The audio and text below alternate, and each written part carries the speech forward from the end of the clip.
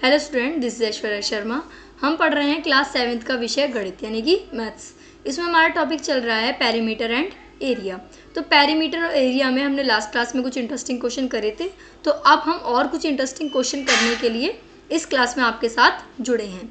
तो आज हम करेंगे अभ्यास 11.4 का बी पार्ट। ए पार्ट हम कर चुके हैं।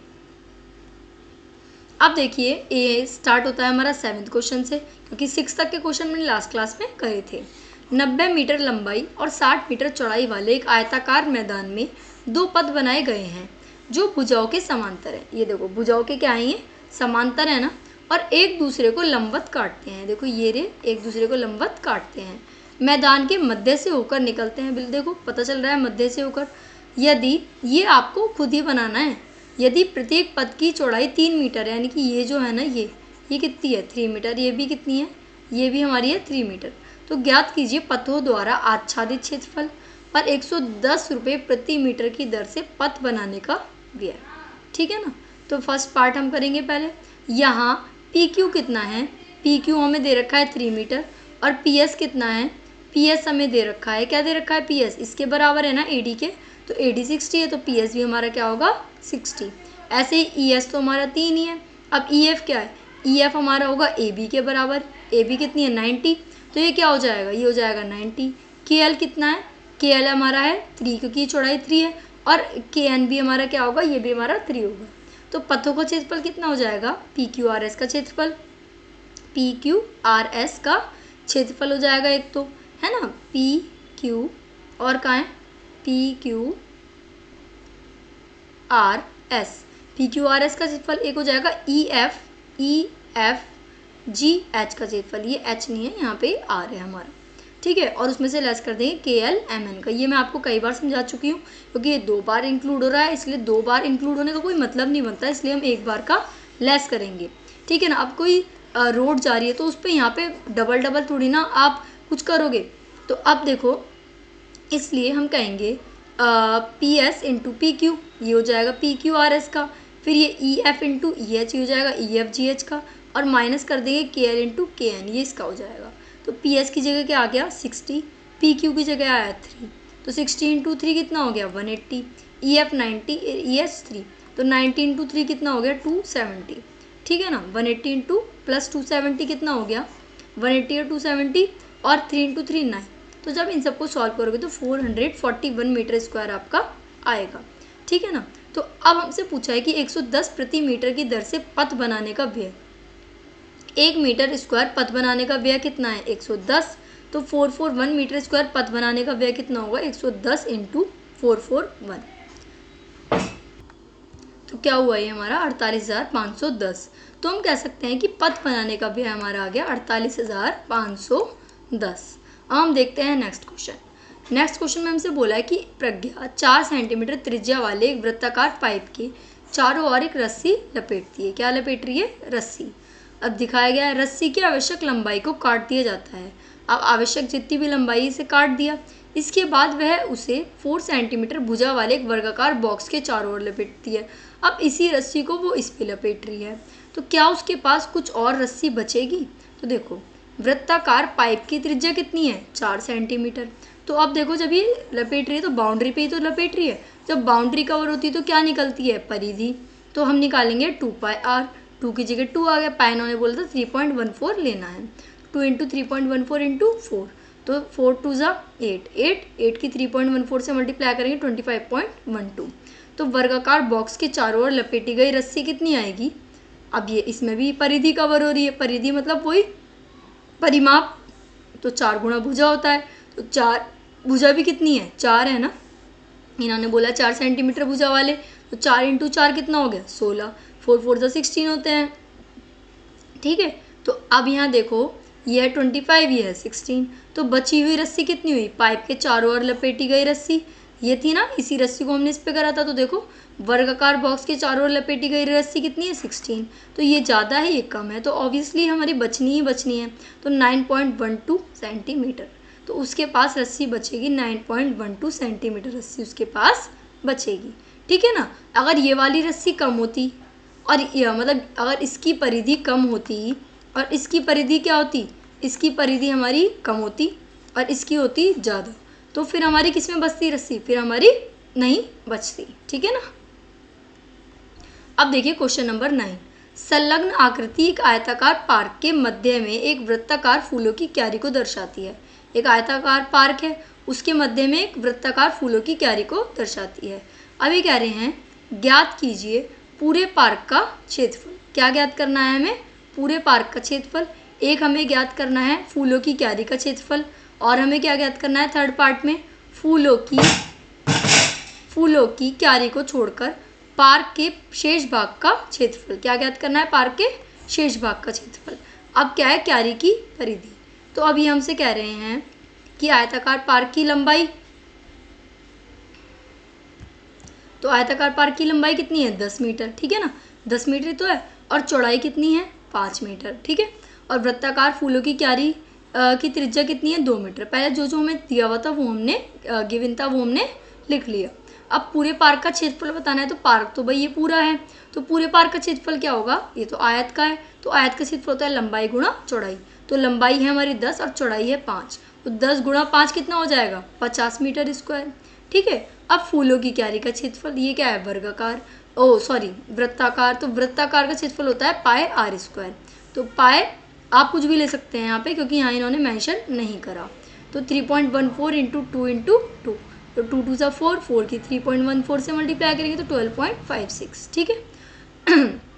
अब फूलों की क्यारी को छोड़कर पार्क के शेष भाग का क्षेत्रफल, तो पार्क का क्षेत्रफल जो होगा उसमें से क्यारी का क्षेत्रफल लेस कर देंगे तो आ जाएगा शेष भाग का क्षेत्रफल।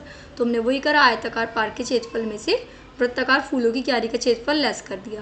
तो 50 में से जब 12.56 को लेस करोगे तो 37.44 मीटर स्क्वायर आपका आंसर आ जाएगा। अब कह रहे हैं क्यारी की परिधि बताओ, तो बस ये भी सिंपल है, 2 पाई आर होती है परिधि। क्या होती है, परिधि। 2 की जगह 2 आ गया, पाई की जगह 22/7 ले लो, या फिर पाई की जगह 3.14 ले लो, और आर क्या है, 2। तो देखो ये ऑलमोस्ट सेम कैलकुलेशन हो गई, तो ये तो हमारा काम ईजी हो गया, तो ये भी 12.56 आ जाएगा। हर क्वेश्चन में ऐसा नहीं होता है, पर किसी किसी क्वेश्चन में ऐसा हो जाता है कि क्या क्षेत्रफल और परिधि सेम आ गई। अब देखिए 10th क्वेश्चन, दिए गई आकृति में छायांकित भाग का क्षेत्रफल ज्ञात कीजिए। ये आकृतियाँ दी गई हैं ना, तो हमें छायांकित भाग का क्षेत्रफल ज्ञात करना है। अब देखो ये वाला जो पोर्शन है इसका क्षेत्रफल हमें ज्ञात करना है। ए बी क्या है, ए बी हमारा कितना दे रखा है, 10 + 8, अलग अलग है ना, यहाँ से यहाँ तक 10 है, यहाँ से यहाँ तक 8, तो 18 हमारा ए बी है, ठीक है। बी सी कितना है, बी सी कितना है, 10 है। ए एफ कितना है, ए एफ हमारा दे रखा है 6, और ए एफ डी कितना है, 4, तो ए एफ + एफ डी कितना हो जाएगा, ये हो जाएगा पूरा मिला के 10। और बी ई कितना है, बी ई देखो, बी हमारा 8, जो हमें दिया हुआ है वो हमने लिख लिया। अब छायांकित भाग का क्षेत्रफल निकालने के लिए पहले इस पूरे भाग का क्षेत्रफल निकालना पड़ेगा। तो आयत का क्षेत्रफल क्या है, ए बी सी डी आयत है, तो A B into B C, तो ए बी की जगह 18 आ गया, 18 है ना ये पूरी लेंथ, और ए डी कितनी है, ए डी हमारी 10 है, तो ए डी की जगह क्या आ गया, 10 आ गया, यानी कि ए डी या फिर बी सी कुछ भी ले सकते हैं। तो 18 इंटू 10 कितना हो गया, 180। अब ये क्या है, ये तो हमें नहीं पता कौन सी, अगर ये हमें पता होता तो डायरेक्ट हम इसी का निकाल देते, पर ये आकृति नहीं पता चल रही, पर ये तो आपको पता चल रहा है ना, ये आपका ट्राइंगल बन रहा है। क्या बन रहा है, ट्राइंगल। और ट्राइंगल का जो एरिया होता है वो होता है 1/2 बेस इंटू हाइट। क्या होता है, 1/2 बेस इंटू हाइट। तो देखो ट्राइंगल एफ ए ई, तो बेस तो इसका ठीक है, क्या हो गया, ए ई, एक तो ए ई हो गया, और क्या हुआ, और हुआ ए एफ, है ना। तो अब देखो ए की जगह 10 आ गया, ए एफ की जगह 6 आ गया, तो 2 से ए कट गया तो क्या आया, 5, तो 6 5 ज़ा 30। अब ऐसे ही करेंगे, 2 से ए कटा तो 4 आ गया, तो 4 10 ज़ा 40, क्या आया, 4 10 ज़ा 40, क्योंकि बी ई था ना, बी ई देखो कितना दे रखा है यहाँ, बी ई 8 है, और बी सी कितना है, 10 है, तो इसलिए ये आ गया। तो अब इसमें से अगर हम ये लेस कर दें कि 180 में से आप डायरेक्ट 30 - 40 भी कर सकते हैं, और आप डायरेक्ट लेस भी कर सकते हैं कि 30 और 40 को ऐड करा, दोनों से आंसर सेम आएगा। देखो चाहे 180 में से 30 गया 150, और 150 में से 40 गया तो 110, या आप डायरेक्ट 180 में से 70 लेस करोगे तो भी 110 आपका आंसर आएगा, 110 यानी कि 110 सेंटीमीटर स्क्वायर। अब हम देखते हैं इसका सेकंड पार्ट। यहाँ क्या क्या है, एस आर, देखो यहाँ से क्या दिया हुआ है सेकंड पार्ट में, एक तो एस आर दे रखा है, एस आर कितना है 10 और 10, है ना। तो एस आर कितना दिया हुआ है, एस आर दिया है S U plus U R 10 + 10 इनकी 20। अब देखो अब क्या है क्यू आर क्यू आर क्या है 20, और जब ये टी एस 10 है तो पी टी कितना हो जाएगा, पी टी भी 10 हो जाएगा हमारा। ये हो गया 10, ये सब हमने यहाँ लिख दिया है ना, ये हमने क्या करा यहाँ, ये हमने लिख दिया।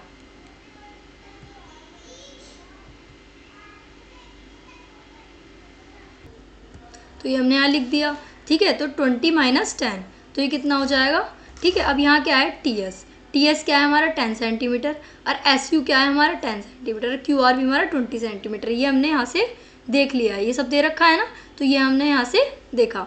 तो अब देखो वर्ग पी क्यू आर एस का क्षेत्रफल हमसे पूछा है, छायांकित भाग का क्षेत्रफल पूछा है, तो छायांकित भाग का क्षेत्रफल हम डायरेक्टली तो निकाल नहीं सकते। तो पहले हम क्या करेंगे, यहाँ पे देखो पी क्यू आर एस का क्षेत्रफल निकालेंगे, उसमें से हम एक ये वाला ट्रायंगल, एक ये वाला ट्रायंगल, एक ये वाला ट्रायंगल, इनका क्षेत्रफल हम लेस कर देंगे। तो देखो पी क्यू आर एस में से हमने एक तो क्यू पी टी का लेस करा, एक टी एस यू का लेस करा, और एक यू क्यू आर का लेस करा, क्योंकि वो जो पर्टिकुलर फिगर हमें दी हुई है उसका हमें नहीं पता चल रहा कि वो फिगर कौन सी है। तो देखो वर्ग क्या है पी क्यू आर एस, तो S R into S Q, ये तो वर्ग हो जाएगा, यानी कि 20 इंटू 20 400 आ गया। अब 1/2 बेस क्या है पी क्यू और हाइट क्या है R P T. P Q 20 है, हमने भी दिखाया ना, पी क्यू क्या है 20 है ना, और पी टी कितना है, पी टी देखो कहाँ लिखा है, ये लिखा पी टी कितना है भाई, पी टी हमारा है 10, तो 2 से 20 काटोगे तो 10 आया, 10 इंटू 10 कितना होता है 100। ऐसी 1/2 S T into S U, S T कितना है देखो यहाँ पर एस टी कहीं दे रखा है, हाँ ये रहा 10 सेंटीमीटर, और एस यू कितना है, एस यू भी 10 है, तो बस 2 5 = 10, 5 इंटू 10 50 आ गया है हमारा। फिर यहाँ पे क्या है, अब यहाँ है 1/2, ऐसे ही इसका आ जाएगा, बेस इंटू हाइट है, तो बस ये दे रखा है 20 और एक है 10, तो 20 इंटू 10, 2 से 1 कटा तो 10, 10 इंटू 10 100। तो अब देखो 400 है, 400 में से 100 लेस करेंगे तो क्या आएगा भाई 300, 300 में से 50 लेस करोगे तो आएगा 250, 250 में से 100 लेस करोगे तो आपका क्या आएगा, क्या आएगा भाई 150, है ना। तो हमारा आंसर इसका हो जाएगा 150। हम देखते हैं नेक्स्ट क्वेश्चन, चतुर्भुज ए बी सी डी का क्षेत्रफल ज्ञात कीजिए। ए बी सी डी, यहाँ ए सी कितनी है, ए सी है 22, बी एम कितनी है, बी एम है 3, और डी एन कितनी है, डी एन है 3। तो हमें ये तो पता नहीं चल रहा है, इसमें इनके डायगोनल्स भी नहीं दे रखे ढंग से, कुछ भी नहीं दिया हुआ, पर हमें ये तो पता चल रहा है ना कि अगर मैं इसको 2 पार्ट्स में डिवाइड करूँ दूँ तो ये भी एक ट्रायंगल है, एक ट्रायंगल तो हमारा बन रहा है ए बी सी, और एक ट्रायंगल हमारा क्या बन रहा है, एक ट्रायंगल बन रहा है हमारा ए सी डी, ये ट्रायंगल बन रहा है। तो देखो ए सी कितना है, ए सी बेस हो गया दोनों ट्रायंगल का, तो ए सी 22 है, बी एम 3 है, और डी एन कितना है 3।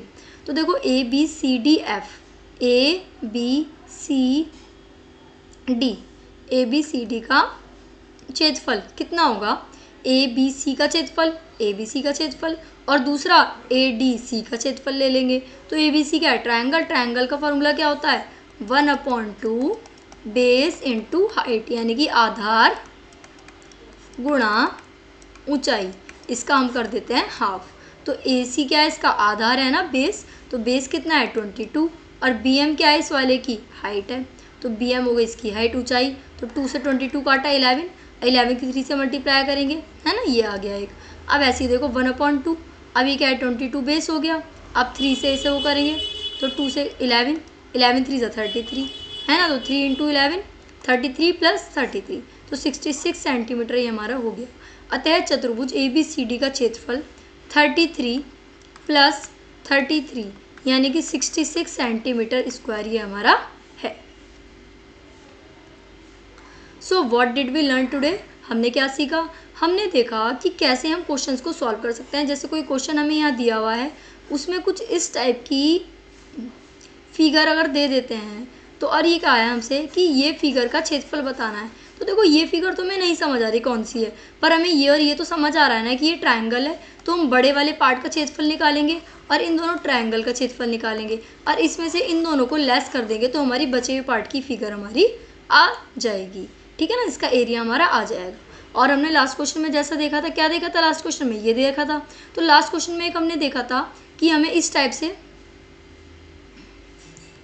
हाँ, तो लास्ट क्वेश्चन में हमने देखा था कि लास्ट क्वेश्चन में हमें क्या दे रखा था, ABCD एक ट्रायंगल क्या दे रखा था, वो दे रखा था ना। देखो ABCD क्या दिया हुआ था, ये ABCD हमें दिया हुआ था। तो अब इसका हमें फिगर नहीं पता, जब इसकी फिगर हमें नहीं पता तो हमने इसको 2 पार्ट्स में डिवाइड कर लिया था ट्रायंगल के। तो ट्रायंगल का हमने एरिया यहाँ निकाल दिया था, ठीक है ना। एक ट्रायंगल ये हो गया था ABC, एक ट्रायंगल ACD। तो ये सब चीज़ें आपको मालूम होनी चाहिए कि जो फिगर बन रही है तो कहीं ऐसी फिगर तो नहीं है कि जिसके बारे में हम पढ़ चुके हैं। तो अगर ऐसी फिगर कोई आ रही है, जैसे इसमें आ रही थी एक फिगर ऐसे करके ट्रायंगल आ रहे हैं ना, तो ट्रायंगल आ रहे हैं, तो अगर ऐसी फिगर आ रही तो उसके अकॉर्डिंग हम कर सकते हैं। तो हम मिलते हैं नेक्स्ट क्लास में, तब तक के लिए थैंक यू।